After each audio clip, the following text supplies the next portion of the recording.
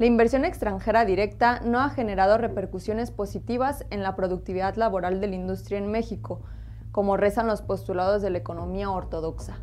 La productividad es la cantidad de mercancías y servicios generada por unidad de tiempo en un lugar determinado. Por ejemplo, se puede medir la productividad de la fuerza de trabajo en una empresa, una rama económica o un país, en un trimestre, un mes, un año o una década. Este indicador es un reflejo importante de la competitividad económica de una empresa, un país o de la unidad de que se esté hablando. Un país que tiene incrementos en su productividad laboral tendrá un crecimiento más rápido del Producto Interno Bruto, pues la cantidad de riqueza generada por cada persona será mayor en la misma cantidad de tiempo. De acuerdo con la Organización Internacional del Trabajo, la productividad laboral es un indicador estrechamente ligado con el crecimiento económico, es decir, con la producción de riqueza de un país, con la competitividad y sobre todo con el nivel de vida de la población.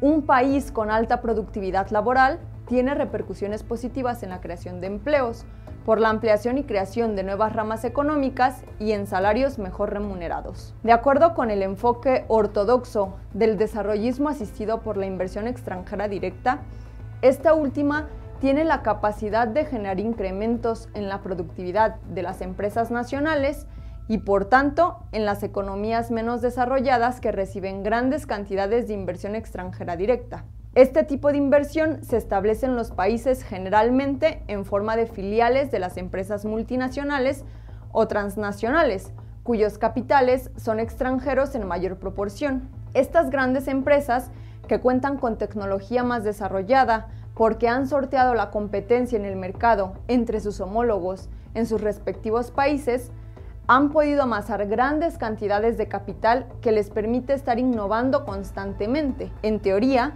el establecimiento de las empresas transnacionales o multinacionales en países subdesarrollados como México es beneficioso por varios aspectos, pero en particular porque incrementa la productividad laboral de las empresas locales, de capital nacional y por tanto de toda la economía del país que recibe dicha inversión. Esto se produce, por un lado, mediante los vínculos entre las filiales de las empresas multinacionales o transnacionales y las empresas locales, que generan relaciones cliente-proveedor. Es decir, las empresas locales pueden proveer de insumos a las grandes empresas extranjeras o bien las empresas extranjeras pueden ser las que provean a las empresas locales, aunque generalmente se dé la primera relación.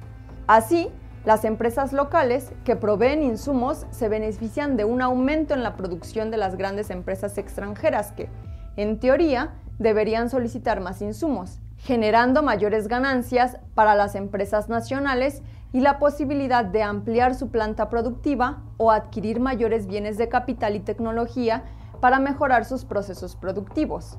Es decir, pues, que aumentará la productividad de esa empresa local. Adicionalmente, esta relación con la inversión extranjera puede aumentar la competencia en la rama de la industria de la empresa proveedora, puesto que muchas empresas querrán abastecer a las grandes empresas extranjeras para asegurar sus ventas.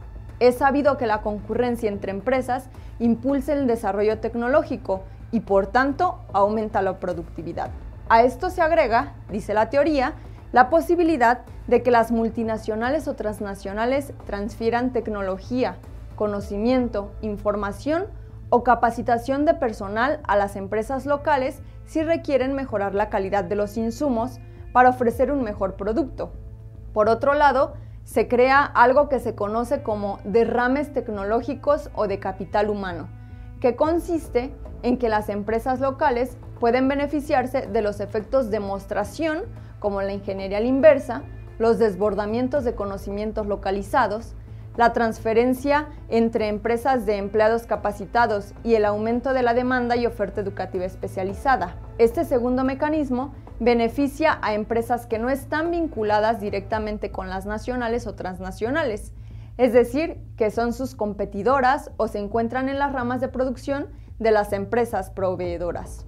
Estos últimos mecanismos no se dan intencionalmente y son más difíciles, pues las grandes empresas extranjeras tienden a proteger sus procesos productivos, conocimientos y avances tecnológicos. Si funcionan estos mecanismos, dice la teoría, el país de acogida podrá desarrollarse, pues las empresas locales aumentarán su productividad. Sin embargo, los anteriores postulados teóricos contrastan con la realidad industrial de México en su historia reciente. Con el viraje de la política económica de México, del modelo de industrialización por sustitución de importaciones al modelo de industrialización orientada a las exportaciones, posterior a la entrada al TLCAN y la aplicación de políticas en materia económica recomendadas por el Fondo Monetario Internacional, conocidas como el Consenso de Washington, se pretendía que el crecimiento de la producción estuviera sustentada principalmente en la inversión extranjera directa. A partir de 1993, comenzaron a eliminarse las restricciones a este tipo de inversión y en 2013 terminaron por liberarse hasta los sectores que se consideraban estratégicos, que estaban exclusivamente reservados para inversión del Estado mexicano. La inversión extranjera directa, supuestamente, ayudaría a la modernización de la economía mexicana. De esta suerte que los flujos de este tipo de inversión se multiplicaron, pasando de 2.633 millones de dólares de 1990 a 18.246 millones en 2000. Y a pesar de que se ralentizó su crecimiento a partir de 2002, México figura entre las principales economías de Latinoamérica como destino de inversión extranjera. Esto contrasta con la evolución de la productividad nacional y el crecimiento económico. De acuerdo con datos del INEGI, al menos en los últimos 12 años, el crecimiento de la producción en México está deprimida. De 2009 a 2021, la tasa de crecimiento del PIB en promedio fue de 1.8% y la tasa de crecimiento del PIB per cápita de 0.3%. La productividad ha evolucionado de manera similar. De 1991 hasta 2020, tuvo una tasa de crecimiento promedio anual de menos 0.45%, y entre los países de la OCDE, México se encuentra en el penúltimo lugar en productividad laboral, solo por encima de Sudáfrica. Deberíamos cuestionarnos, por tanto, si los supuestos beneficios que se pueden obtener al permitir la entrada de cualquier tipo de inversión extranjera directa en forma de transnacionales o empresas multinacionales son automáticos, puesto que la realidad muestra que no es así. La experiencia de otros países que han crecido más aceleradamente que México, como los del este asiático, muestran que no cualquier tipo de inversión extranjera impulsa el incremento en la competitividad de las empresas nacionales. De hecho, contrario a lo que muchas veces se piensa en Occidente, su desarrollo no fue consecuencia de la libre entrada de capitales. Al contrario, fueron inversiones seleccionadas y controladas por los estados de estos países para beneficio de su proyecto de industrialización. En Corea del Sur, por ejemplo, el Estado ejerció un control estricto de la inversión extranjera directa en los años más importantes de crecimiento. Además, en Japón, todavía más que Taiwán y Corea del Sur, este último hasta la adopción de las medidas del Fondo Monetario Internacional, se tomaron medidas restrictivas a la entrada de las empresas transnacionales en ciertas áreas productivas y se preferían aquellas empresas extranjeras que estuvieran dispuestas a transferir tecnología. Estas políticas estuvieron acompañadas de otras tantas que tenían por objetivo desarrollar las capacidades de las empresas locales para absorber las tecnologías importadas, elevar la educación en general y en particular la de la fuerza de trabajo, crear departamentos en las universidades donde se desarrollara la ingeniería y la ciencia, especialmente para las industrias estratégicas, entre otras. Es decir, pues, que la inversión extranjera directa no significa un incremento en la productividad y el crecimiento económico per se, sino que tiene que ir acompañado por una serie de políticas implementadas desde el Estado, que obliguen a que funcionen esos mecanismos que la economía ortodoxa considera automáticos.